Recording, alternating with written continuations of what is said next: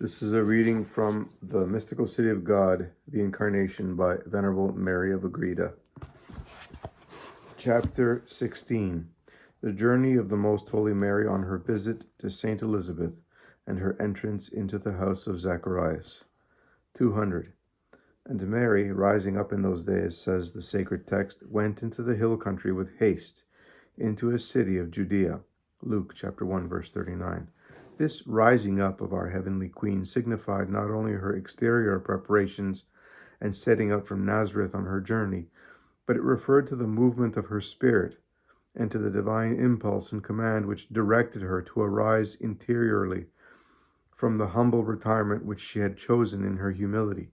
She arose, as it were, from the feet of the Most High, whose will and pleasure she eagerly sought to fulfill, like the lowliest handmaid, who, according to the word of David, Psalm 122, verse 2, keeps her eyes fixed upon the hands of her mistress, awaiting her commands. Arising at the bidding of the Lord, she lovingly hastened to accomplish his most holy will, in procuring without delay the sanctification of the precursor of the incarnate Word, who is yet held prisoner in the womb of Elizabeth by the bonds of original sin. This was the purpose and object of this journey. Therefore the Princess of Heaven arose and proceeded in diligent haste, as mentioned by the evangelist St. Luke. 201. Leaving behind then the house of her father and forgetting her people, Psalm 44, verse 11, the most chaste spouses, Mary and Joseph, pursued their way to the house of Zacharias in mountainous Judea. It was 26 leagues distant from Nazareth, and the greater part of the way was very rough and broken, unfit for such a delicate and tender maiden. All the convenience at their disposal for the arduous undertaking was in a humble beast on which she began and pursued her journey. Although it was intended solely for her comfort and service, yet Mary, the most humble and unpretentious of all creatures, many times dismounted and asked her spouse Saint Joseph to share with her this commodity and to lighten the difficulties of the way by making use of the beast. Her discreet spouse never accepted this offer, and in order to yield somewhat to the solicitations of the heavenly lady, he permitted her now and then to walk with him part of the way, whenever it seemed so to him that her delicate strength could sustain the exertion without too great fatigue. But soon he would again ask her with great modesty and reverence to accept of this slight alleviation, and the celestial queen would then obey and again proceed on her way seated in the saddle. 202. Thus, alleviating their fatigue by humble and courteous contentions, the Most Holy Mary and Saint Joseph continued on their journey, making good use of each single moment. They proceeded alone, without accompaniment of any human creatures, but all the 1,000 angels which were set to guard the couch of Solomon. The Most Holy Mary attended upon them. Canticle chapter 3, verse 7. Although the angels accompanied them in corporeal form, serving their great Queen and her most holy Son in her womb, they were visible only to Mary. In the company of the angels and of Saint Joseph, the Mother of Grace journeyed along, filling the fields and the mountains with the sweetest fragrance of her presence, and with the divine praises in which she unceasingly occupied herself. Sometimes she conversed with the angels, and alternately with them sang divine canticles concerning the different mysteries of the divinity and the works of creation and of the Incarnation. Thus, ever anew, the pure heart of the Immaculate Lady was inflamed by the ardors of divine love. In all this, her spouse, Saint Joseph, contributed his share by maintaining a discreet silence and by allowing his beloved spouse to pursue the flights of her spirit. For, lost in the highest contemplation, he was favored with some understanding of what was passing within her soul. 203. At other times the two would converse with each other and speak about the salvation of souls and the mercies of the Lord, of the coming of the Redeemer, of the prophecies given to the ancient fathers concerning him, and other mysteries and sacraments of the Most High. Something happened on the way which caused great wonder in her holy spouse. He loved his spouse most tenderly, with a chaste and holy love. such as had been ordained in him by the special grace and dispensation of the divine love itself. Canticle chapter 2, verse 4. In addition to this privilege, which was certainly not a small one, the saint was naturally of a most noble and courteous disposition, and his manners were most pleasing and charming. All this produced in him a most discreet and loving solicitude, which was yet increased by the great holiness which he had seen from the beginning in his spouse, and which is ordained by heaven as the immediate object of all his privileges. Therefore, the saint anxiously attended upon Most Holy Mary, and asked her many times whether she was tired or fatigued, and in what he could serve her on the journey. But as the Queen of Heaven already carried within the virginal chamber the divine fire of the incarnate Word, holy Joseph, without fathoming the real cause, experienced in his soul new reactions proceeding from the words and conversations of his beloved spouse. He felt himself so inflamed by divine love and imbued with such exalted knowledge of the mysteries touched upon in their conversations that he was entirely renewed and spiritualized by this burning interior light. The farther they proceeded and the more they conversed about these heavenly things, so much the stronger these affections grew, and he became aware that it was the words of his spouse which thus filled his heart with love and inflamed his will with divine ardor. 204. So great were these new sensations that the prudent Joseph could not help but pay the greatest attention to them, although he knew that all this came to him through the mediation of Most Holy Mary, and although it was a wonderful consolation to him that she was the cause, he meditated upon it without curiosity, and on account of his great modesty, he did not dare to ask her any questions, the Lord having ordained it thus, for it was not yet time that he should know the sacrament of the King, which was already completed in her virginal womb.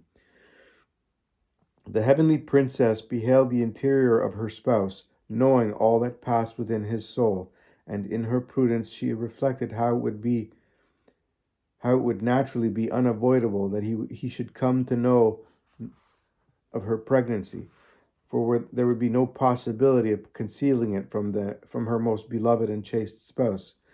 The great lady did not know at the time how God would arrange this matter, yet, although she had not yet received any intimation or command to conceal this mystery, her heavenly prudence and discretion taught her that it would be proper to conceal it as a great sacrament, greater than all other mysteries. Therefore she kept it secret, saying not a word about it to her husband, neither after the message of the angel, nor during this journey, nor later on during the anxieties occasioned to Saint Joseph at becoming aware of her pregnancy. 205. O admirable discretion and prudence, more than human! The great Queen resigned herself entirely to the divine providence, hoping that God would arrange all things, yet she felt anxiety and pain at the thought of what her husband might think, and of her inability to do anything in order to dissipate his anxiety. This anxiety was increased by the attentive care and service lavished by him upon her with so much love and affection. Since his faithful services certainly deserved a corresponding return on her part, as far as was prudently possible. Therefore, in loving solicitude and in pursuance of her desires to solve this coming difficulty, she prayed to the Lord, asking him to grant his divine assistance and guidance to Saint Joseph when it should arrive. In this state of suspense in which she found herself, Her Highness performed great and heroic acts of faith, hope, and charity, of prudence, humility, patience, and fortitude, imbuing all her activity with the plenitude of holiness and reaching in all things the summit of perfection. 206. This journey was the first pilgrimage begun by the divine Word, 4 days after he had entered the world, for his most ardent love would not suffer any longer delay or procrastination in enkindling the fire which he came to scatter in the world. Luke chapter 12, verse 49. And in beginning his justification of mortals with his precursor. This haste he communicated also to his Holy Mother, in order that she might arise without delay and fly on her visit to Elizabeth. Luke chapter 1, verse 39.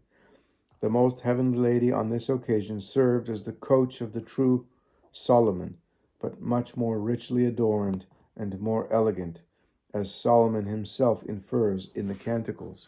Canticle chapter 3, verse 9. Therefore, this journey was glorious and occasioned great joy to the only begotten of the Father, for he traveled at his ease in the virginal chamber of his mother, enjoying the sweet tokens of her love. At the time, she alone was the archive of this treasure, the secretary of so great a sacrament, and she adored him, blessed and admired him, spoke and listened to him and answered him. She reverenced him and thanked him for herself and for all the human race, much more than all the men and the angels together. 207. In the course of the journey, which lasted 4 days, the two holy pilgrims, Mary and Joseph, exercised not only the virtues which were interior and had God for their immediate object, but also many other outward acts of charity toward their neighbors. For Mary could not remain idle at the sight of want. They did not want the same hospitable treatment at all. They did not find the same hospitable treatment at all the inns of the road. For some of the innkeepers, being more rude, treated them with slight consideration in accordance with their natural disposition. Others received them with true love inspired by divine grace. But the Mother of Mercy denied to no one such help as she could administer, and therefore, whenever she could decently do so, she hastened to visit and hunt up the poor, infirm, and afflicted, helping them and consoling them and curing their sicknesses. I will not stop to relate all that happened on the way, but will only mention the good fortune of a poor sick girl whom our great queen found in passing through a town on the first day of her journey. She was moved to tenderest compassion at the sight of her grievous illness, and making use of her power as mistress of the creatures, she commanded the fever to leave the maiden, and the humors to recompose and reduce themselves to their natural state and condition. At this command, and at our sweet presence of the purest mother, the sick maiden was suddenly freed and healed from her pains of body and benefited in soul, so that afterwards she lived more and more perfectly and attained the state of sanctity. For the image of the authoress of her happiness remained stamped within her memory, and her heart was enkindled with a great love toward the heavenly lady, although she never again saw her, nor was the miracle ever made public. 208. Having pursued their journey 4 days, the Most Holy Mary and her spouse arrived at the town of Judah, where Zachary and Elizabeth then lived.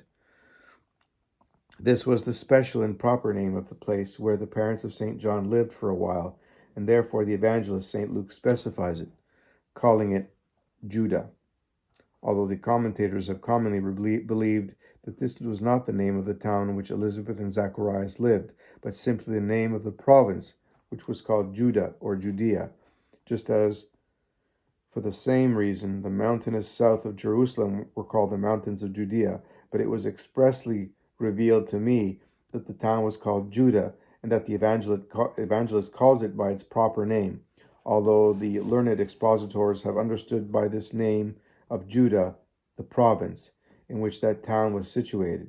This confusion arose from the fact that some years after the death of Christ, the town Judah was destroyed, and as the commentators found no trace of such a town, they inferred that St. Luke meant the province and not a town. Thus the great differences of opinion in regard to the place where Most Holy Mary visited Elizabeth are easily explained. 209. As holy obedience has enjoined upon me the duty of clearing up these doubts on account of the strange inconsistency in the sayings of learned men, I will also add to what I have already said that the house in which the visitation took place was built upon the very spot on which now the faithful pilgrims who travel to or live in the Holy Land venerate the divine mysteries transacted during the visit. Although the town of Judah itself, where the house of Zacharias stood, is ruined, the Lord did not permit the memory of the venerable locality in which those great mysteries transpired, and which were hallowed by the footsteps of Most Holy Mary of Christ our Lord, and of the Baptist as well, of his holy parents, to be blotted out and effaced from the memory of men. Therefore, it was by divine influence that the ancient Christians built up those churches and restored the holy places in order to preserve by the agency of divine light the traditional truth and to renew the memory of the admirable sacraments. Thus, we ourselves, the faithful of our times, can enjoy the blessing of venerating and worshipping the sacred localities, proclaiming and confessing our Catholic faith in the works of our redemption. 210. For the better understanding of these things, let it be remembered that after the demon had become aware on Calvary that Christ our Lord was God and the Redeemer of men, he sought with incredible fury to blot out the remembrance of him from the land of the living, as Jeremiah says, Jeremiah chapter 11, verse 19. And the same is to be said of the memory of his most holy mother. Thus, he managed to have the most holy cross hidden and buried underground, and to have it delivered as spoil of war to the Persians. And in the same way he procured the ruin and obliteration of many holy places. On this account the holy angels carried back and forth so many times the venerable and holy house of Loretto.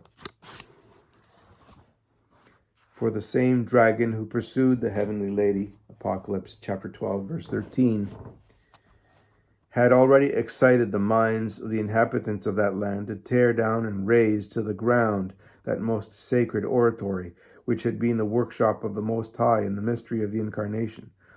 The same astute hatred of the enemy urged him to blot out the town of Judah, aided partly by the negligence of the inhabitants, who gradually died off, partly also by untoward events and happenings. Yet the Lord did not allow traces of the house of Zachary to be effaced or obliterated on account of the sacraments which were there enacted. 211.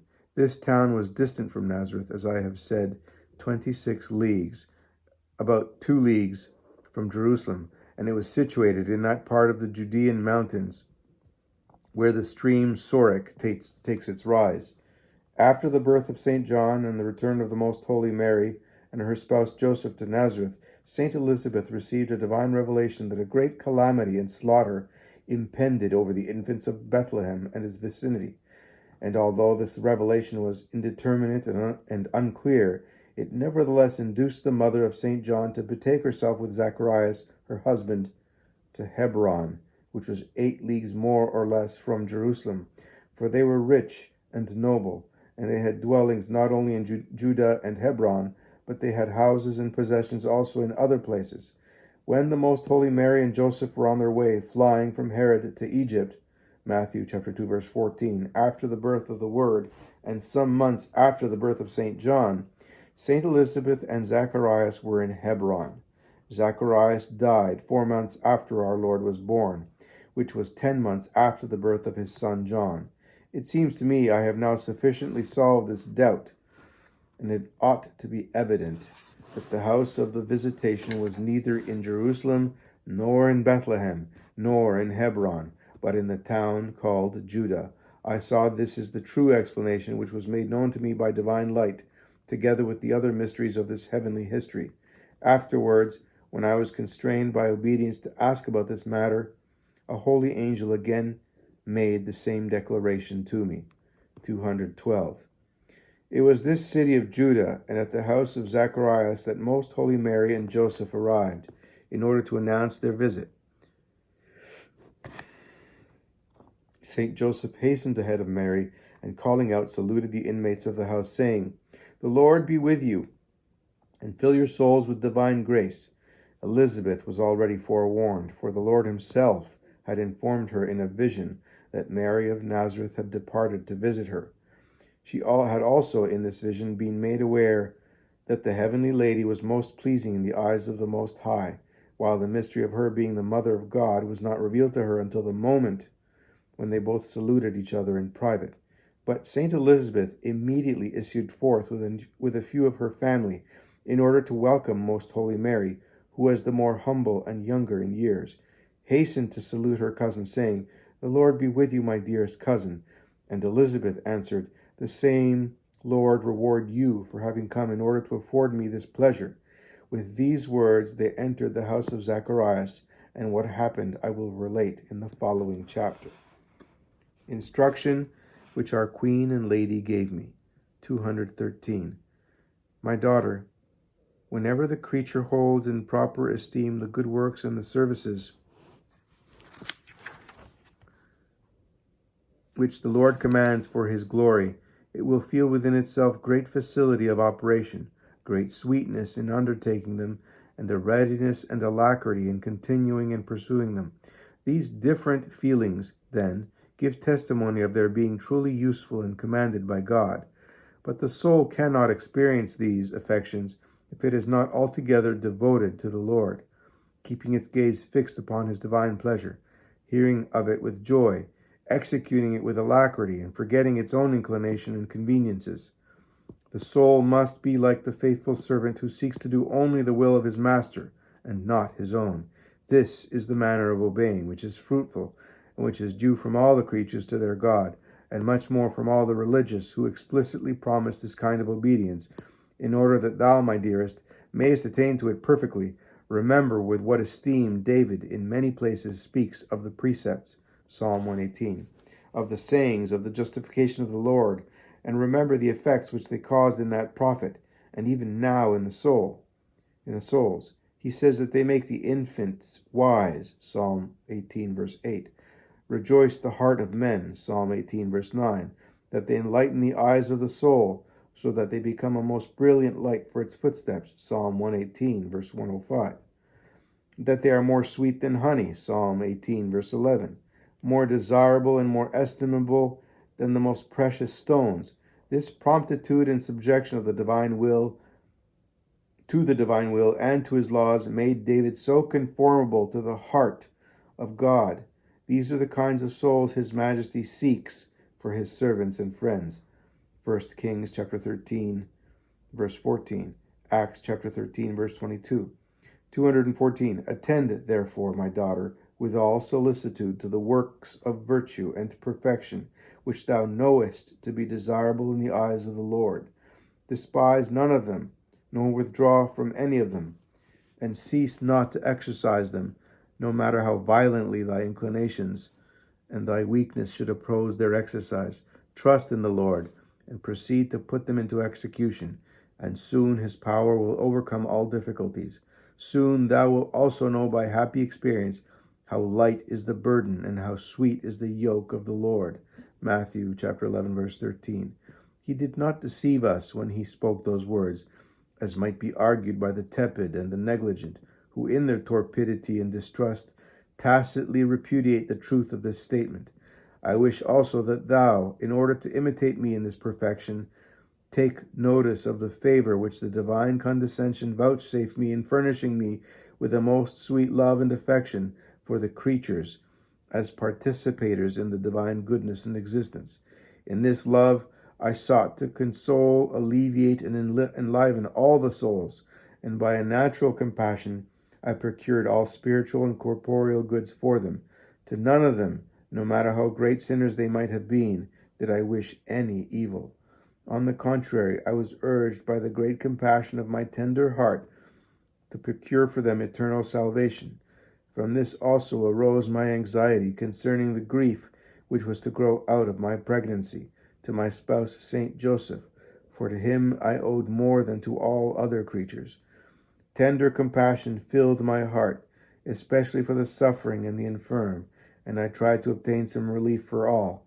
In these virtues, then, I wish to make thou, making use of the knowledge of them given to thee, most prudently imitate me.